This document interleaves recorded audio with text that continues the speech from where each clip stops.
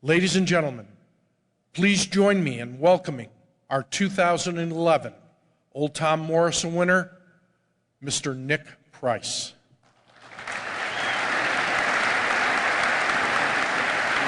Thank you so much. Thank you. Thank you. Thank you.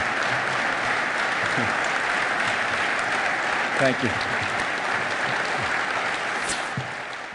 Well, I wanted to write something down. I thought, I've always felt that the best speeches or acceptances always come from the heart. And if you'll bear with me a little bit, I'll probably forget a few things. But I want to thank all the board of GCSAA, all the superintendents for giving me this wonderful award. I was in Hawaii a couple of weeks ago, and Ben Crenshaw and I were sitting down watching the sun go down, and he said, "Hey, I just, found out I forgot to mention to you, you won the Old Tom Morris Award." And I said, "Yeah." And he said, that's a really important one for me. And I said, "It is for me too, because the superintendents around the world are really the core of every golf course." And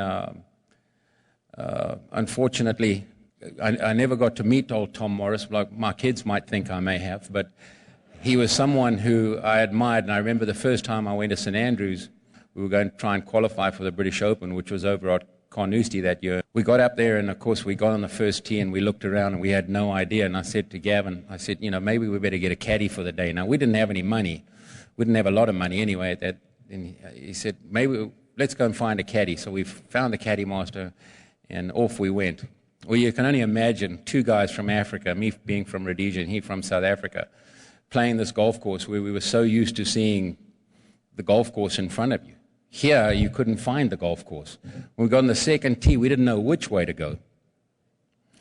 And anyway, after about 4 holes, neither of us had understood a word that this caddy had said to us. He'd obviously just had a couple of beers or whatever, but we were going down the 5th fairway, and the caddy had taken a shortcut from the 4th green. And I said, we make a fine pair. I said, here we are trying to qualify for the most important championship in the world. I said, and neither of us know where we're going, and we've got a caddy. We don't understand what the hell he's saying to us. I'm Jeff Bolig with GCSAA TV, and we're here with Old Tom Morris Award winner Nick Price. Nick, congratulations. Thanks, Jeff. Nick, what does receiving this award mean to you? Well, it's very important to be recognized by people who are involved in the game as deeply as superintendents are. They are really the core of golf and golf courses. They spend so much time out working on golf courses and are up in all sorts of hours in the morning prepping the courses for all of us to play, and particularly tournament golf courses. But to be recognized by them, I think it says something more than you just are a golfer. And the fact that you have over the years understood and congratulate a lot of the guys for the jobs that they've done on golf courses that we've played. Great. You're more than a player, you're a designer now. How do you interact with the superintendent in getting the finished product? Well, I think back, over the courses that I've played over the years, and some of the ones, the design features that some of the architects have put in made it very difficult for some of the superintendents, the relevant superintendents, to maintain certain areas, severe slopes on the sides of the greens where more hand-mown areas. It just makes maintenance really difficult. And I always felt that if you design a golf course that is maintenance friendly and it's easier for a superintendent incorporating all of the design features that you want to put in there, the golf course is going to be in better shape, and both of you are going to come out looking a lot better as a result of it. And also more friendly to maintain from an economic standpoint, less costly. Well, as we've seen in the last 2 years, a lot of guys have had to tighten up their belts. A lot of clubs have had a really difficult time with, losing memberships, and rounds of golf are down.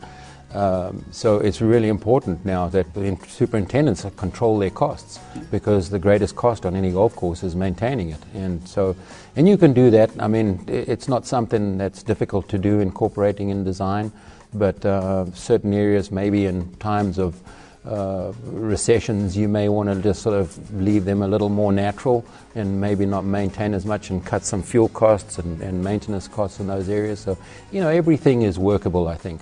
We've heard, especially in America, that there's this infatuation with aesthetics, the color green. Yeah. Talk about that and where maybe we're going astray a little bit. Well, I think the epitome of your American golf courses would be an Augusta-type golf course, where people look at it and they see this beautiful botanical garden with flowers all over the place. And I mean, it's one of the most beautiful places to play. But beauty is in the eyes of the beholder. And to me, the old Scottish links courses or the British links courses are where the real beauty in golf is. Not because of what you see with the eye, but the way it plays.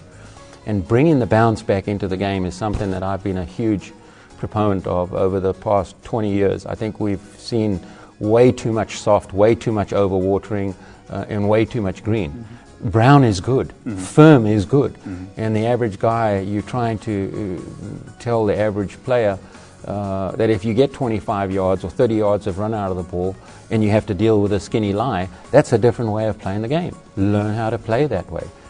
So I think we're going to see a change, though. I think, you know, when we got irrigation back in the 50s and the 60s and, you know, we would pour a lot of water on golf courses to see them green, we're starting to change now. I think we're starting to see that green is not always good. Okay, great. Tell me about what the game of golf has meant to you growing up in Rhodesia, and it looked like an opportunity for you. What has golf meant for you? If I had ever for 1 minute envisaged that I would be where I am now, just from starting out playing a game that was just for fun, really. I didn't know anything about professional golf. I didn't know that there was any such thing as professional golf until I'd been playing the game for probably 4 or 5 years. And of course, most of the professionals back home in those days, my parents looked at them as sort of being bums because they never made enough money. And so try and talk my parents into, or my mom particularly, you know, into me making a career out of golf was a tough sell. But I still have to pinch myself every now and then, you know, to sometimes, you know, I would be reading a golf magazine or something, and someone will have an article in there, and they'll mention maybe the victories or how I won one particular tournament, and you know, I have a pretty good memory, but some of them were 15, 16 years ago, and it's sort of like it brings you back down to earth, you know, and it makes you really realize how lucky and fortunate that you are. Great, great. Well, once again, congratulations on your award, and we Thanks, appreciate Jeff. being with us tonight. Thank you. Thanks for joining us on GCSAA TV.